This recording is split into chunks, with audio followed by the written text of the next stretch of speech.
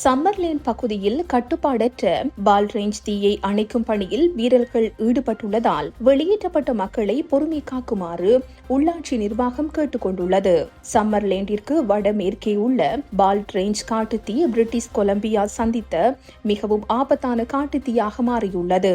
மிகவும் கடுமையான வறட்சி, பைரோகுமுலோ நிம்மஸ் மேகங்கள் மற்றும் மாலையில் வீசிய பலத்த காற்று ஆகியவை இணைந்து இந்த தீயை அணைக்க முடியாத ஒன்றாக எவ்வாறு மாற்றின என்பது குறித்து சிபிசி வானிலை ஆய்வாளர் விளக்குகிறார். 20,000க்கும் மேற்பட்ட மக்களுக்கு வீடுகளை விட்டு உடனடியாக வெளியேறுமாறு உத்தரவிடப்பட்டுள்ளது. அதேவேளை சுமார் 10,000 பேர் இந்த நேரத்திலும் வெளியேற தயார் நிலையில் இருக்குமாறு எச்சரிக்கப்பட்டுள்ளது.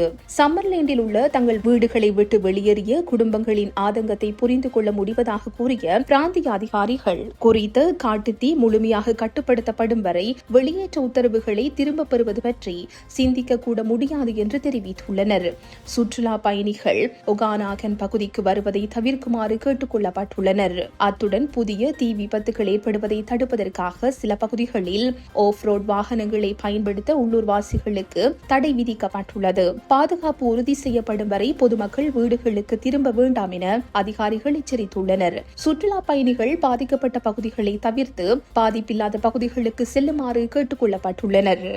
இந்த செய்தி உள்ளிட்ட மேலதிக விரிவான செய்திகளுக்கு www.behindmenews.org என்ற எமது இணைய பக்கத்தினை பார்வையிடவும்.